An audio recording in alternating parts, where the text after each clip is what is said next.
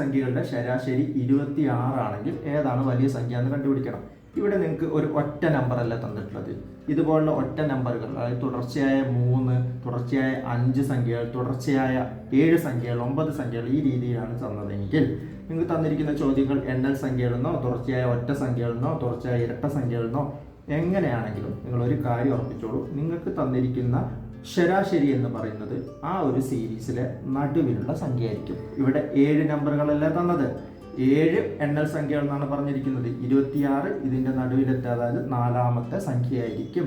വലിയ സംഖ്യ കണ്ടുപിടിക്കാൻ എന്ത് ചെയ്യണം? അടുത്ത സംഖ്യ എണ്ണൽ സംഖ്യ ആയതുകൊണ്ട് അടുത്തത് 27 ആയിരിക്കും, ഇത് 28 ആയിരിക്കും, ഇത് 29 ആയിരിക്കും. ഇതായിരിക്കും വലിയ സംഖ്യ. അതേ രീതിയിൽ നമ്മൾ നോക്കുകയാണ്, ചെറുതെടുക്കുകയാണെങ്കിൽ 25, 24, 23 ആയിരിക്കും ചെറിയ സംഖ്യ. നമ്മളോട് ചോദിച്ചിരിക്കുന്നത് വലിയ സംഖ്യയാണ്.